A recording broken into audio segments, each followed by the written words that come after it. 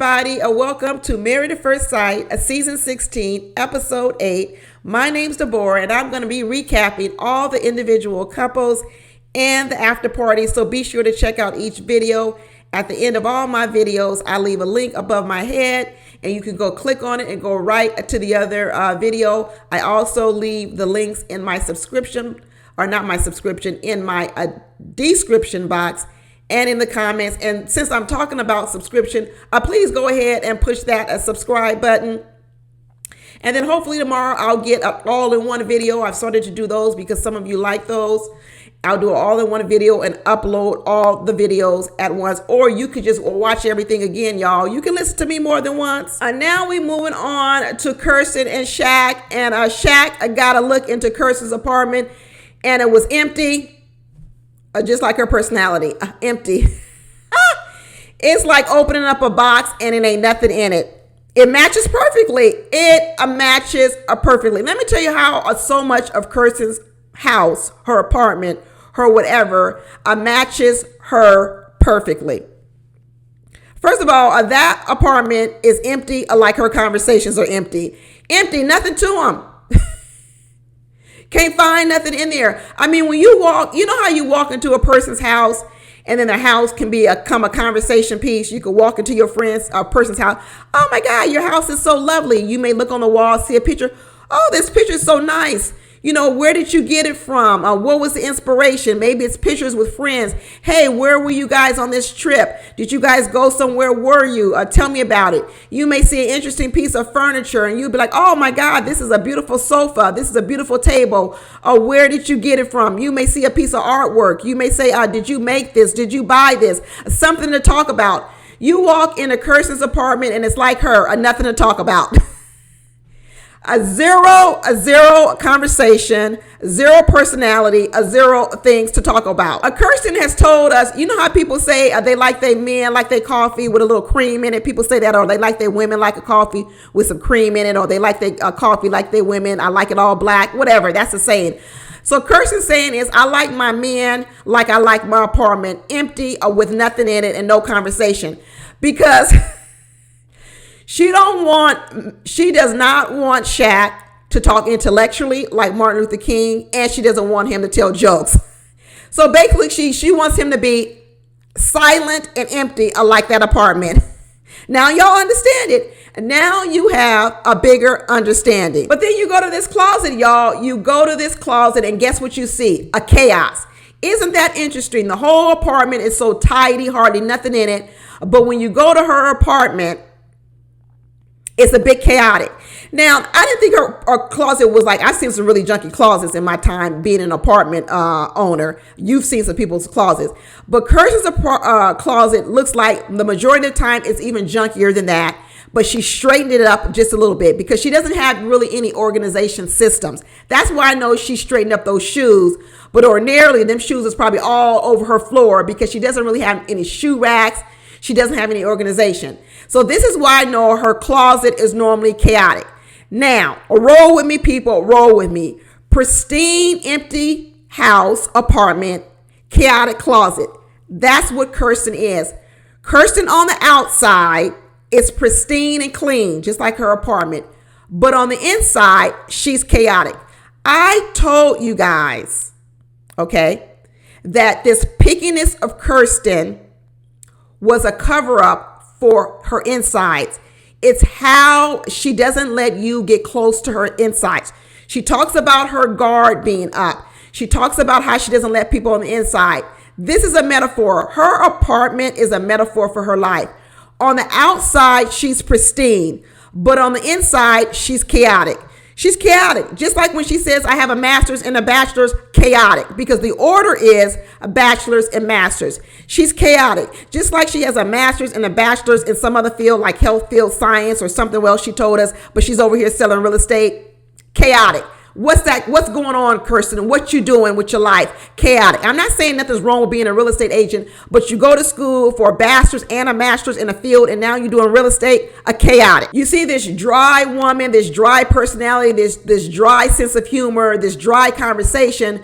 But remember, we saw Kirsten, she was in the club at the bachelor party getting flipped up in the air by the stripper. Remember that about Kirsten? She looked fun back then, right? Getting flipped up in the air. They say she's a sorority girl. Sorority people like to party and have a good time. When she's on the dance floor, she likes to party and have a good time.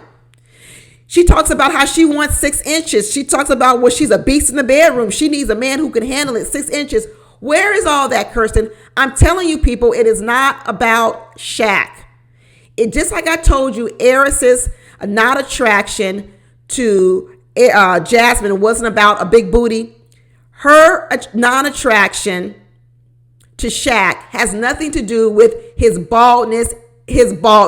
Come on, people. His baldness, absolutely not. Kristen is the same thing of Eris. They don't like people getting close to them. This is why I tell you they don't make a good match. I know people out here trying to talk about Kirsten and Eris should be together. No, they shouldn't, because they both have the same problem and they both are looking for someone different. Okay, they're looking for someone different to give them what they don't need. Eris needs a whole lot of attention because he doesn't want to give any attention. Kirsten, with all her pickiness, is a cry for attention.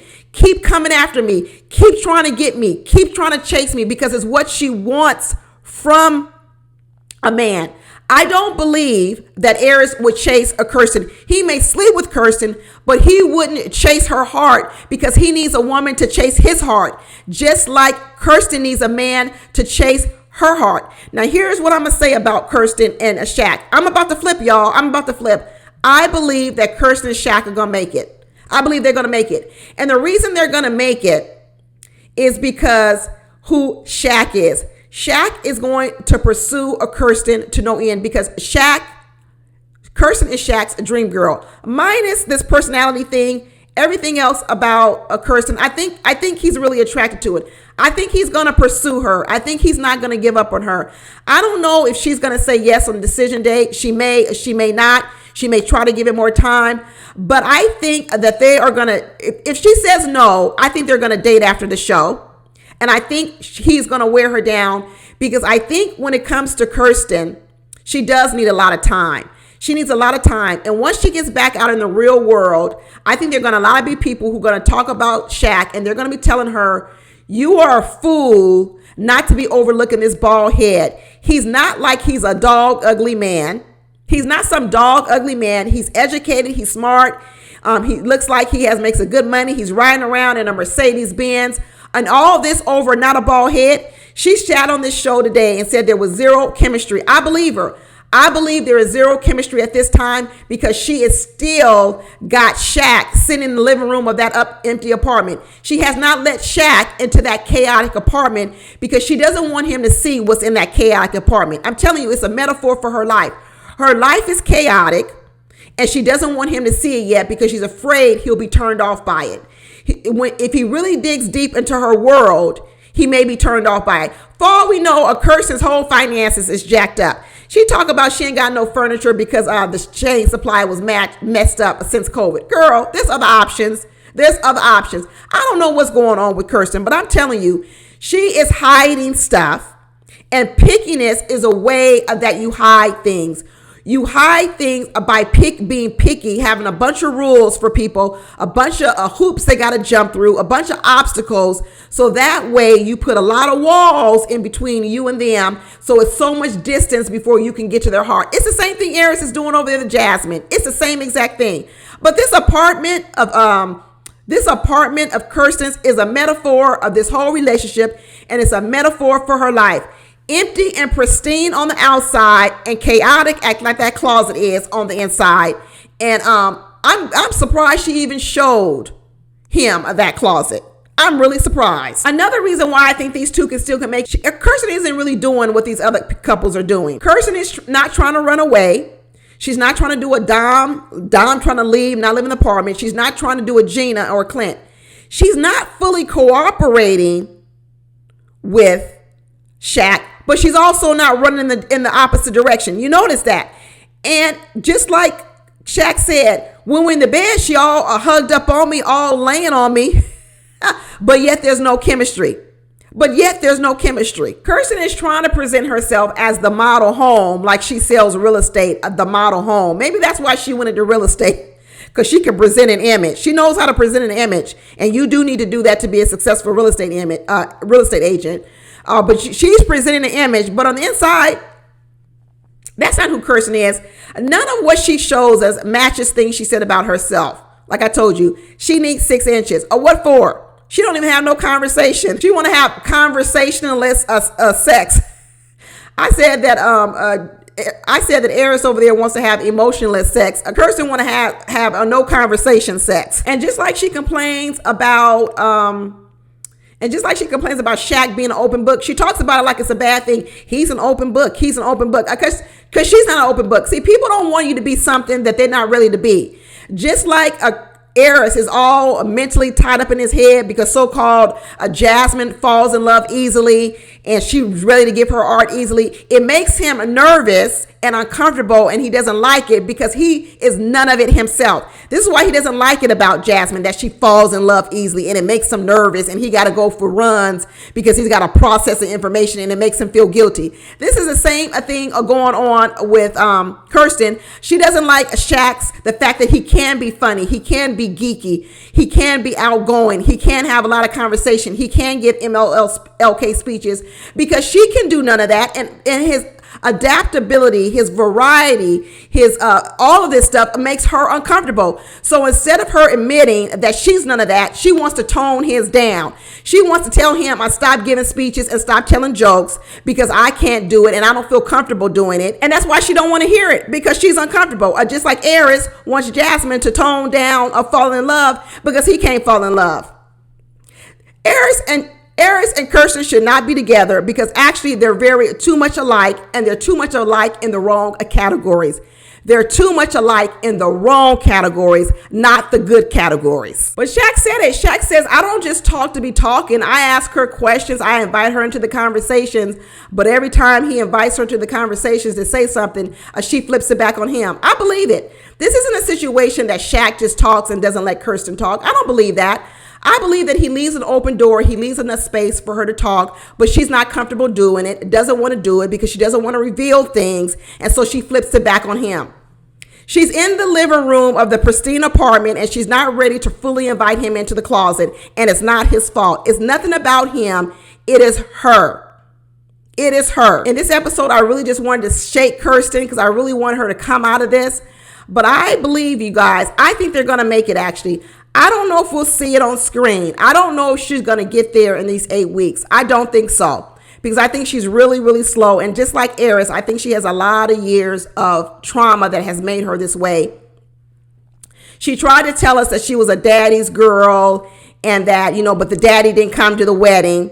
I don't believe it. I think a lot of this is because of that daddy. Just like Eris, watch my videos. He also is in love with a man, of an image of a man, a picture, an obituary, and a necklace. I think the same thing with Kirsten. They both are going through a daddy issues. This is why they do not make a good couple. I know people dropped down in my comments and said that. I don't agree with it, because I think they have trauma in the same areas, and I think their trauma in those same areas would not be for the good. Unlike over there with Chris and Nicole, how their trauma bonding is actually, I think, enhancing their relationship. The trauma that Kirsten and Eris have surrounding their father's absentee or death would not actually help them in the relationship. It would actually be a big problem. They need people to balance them out. I actually think a Shaq is good for Kirsten because I think he's disciplined. And I think he's not going to give up on her. I think he's going to try really, really hard, because I do believe that Kirsten, absent of these and no chemistry stuff, is his dream girl physically. And I believe that physical part is very, very important to Shaq. I think it's very, very important. The fraternity, sorority connection, I think, is important to him. I think the bachelor's and the master's degree, the level of education, is important to him. And I think I think Jasmine went to college too. I'm not for sure. And I know she has the beauty queen pedigree, but I think that Shaq more respects the academic pedigree.